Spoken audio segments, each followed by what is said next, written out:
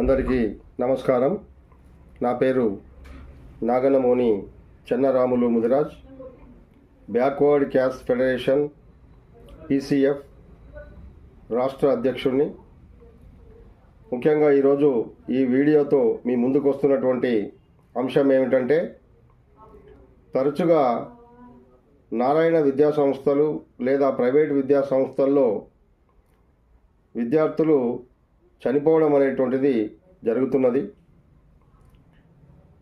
ఆ విద్యాలయాల్లో అనేక కారణాలతో విద్యార్థులు మానసిక ఒత్తిడికి గురవుతూ అయిష్టంగా ఆ కళాశాలల్లో చదువుతూ పాఠశాలల్లో చదువుతున్నటువంటి విద్యార్థులు మానసికంగా విరక్తి చెంది ఆ విద్యాలయాల యొక్క 4-5 అంతస్తుల మేడల నుంచి కిందికి దూకి చనిపోతున్నారు.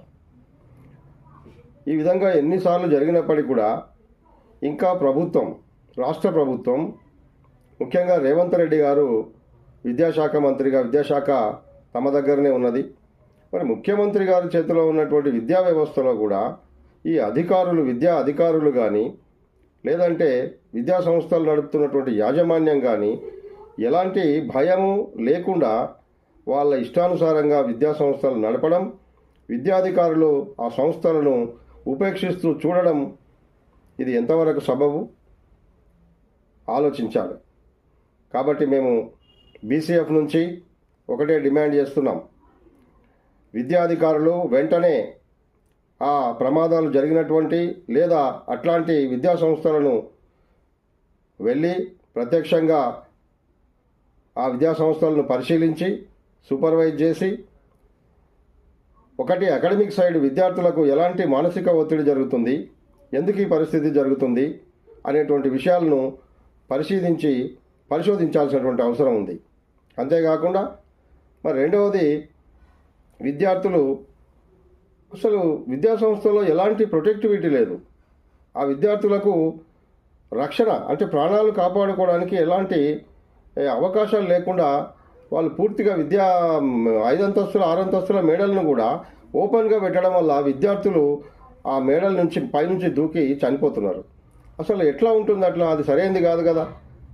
ప్రాపర్గా విద్యా అధికారులు ఎవరైతే ఉన్నారో తప్పనిసరిగా విద్యా సంస్థలకు వెళ్ళి పరిశీలించి వాళ్ళకు విద్యార్థులకు సరైనటువంటి ప్రాణ ముప్పు కలగకుండా ఉండే విధంగా ఆ విద్యా సంస్థలను కట్టడి చేయాల్సినటువంటి అవసరం ఉంది.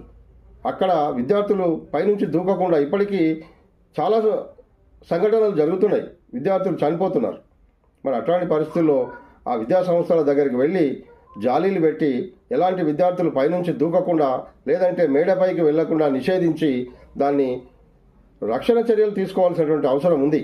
కాబట్టి ఇప్పటికైనా విద్యాధికారులు ఎవరైతే ఉన్నారో రాష్ట్రంలో ఉండేటువంటి విద్యా కమిషనర్ కావచ్చు, లేదంటే విద్యాకు సంబంధించినటువంటి సంబంధిత సెక్రటరీ కావచ్చు, వీళ్ళందరూ కూడా విద్యా సంస్థలపై ఖచ్చితంగా సూపర్విజన్ చేయాలి. ఈ రిమార్క్ ఏదైతే ఉందో తప్పనిసరిగా ముఖ్యమంత్రికి వస్తుంది. కాబట్టి ముఖ్యమంత్రి కూడా రేవంత్ రెడ్డి గారు కూడా బాధ్యత వహించి మరి తప్పనిసరిగా విద్యా వ్యవస్థపై ఒక కన్నేసి మరి భావితరం పౌరులు తెలంగాణకు సంబంధించినటువంటి ముక్కుపచ్చలారినటువంటి ముద్దు బిడ్డలు ఈ విధంగా చనిపోతుంటే ఇంకా ఎంతకాలం చూస్తూ ఉంటాం. సరే, ప్రభుత్వం చర్యలు తీసుకుంటుందిలే అనేటువంటి ఉద్దేశంతో మేము ఎన్నో విన్నపించినప్పటికీ, తమ దృష్టికి తీసుకొచ్చినప్పటికీ కూడా వీటికి సరైనటువంటి పరిష్కారం లభించడం లేదు. మరి ఈరోజు ఒక విద్యార్థి మేడపై నుంచి దూకి మరి చనిపోయిందంటే దానికి మరి ఎవరు బాధ్యత వహించాలి? దీనిపై మేము BCF తరఫున డిమాండ్ చేస్తున్నాం. తప్పనిసరిగా ముఖ్యమంత్రి గారే బాధ్యత వహించాలని చెప్పేసి మేము అనుకుంటున్నాం. ఎందుకంటే సంబంధిత శాఖను మీ దగ్గరనే ఉంచుకున్నారు. మరి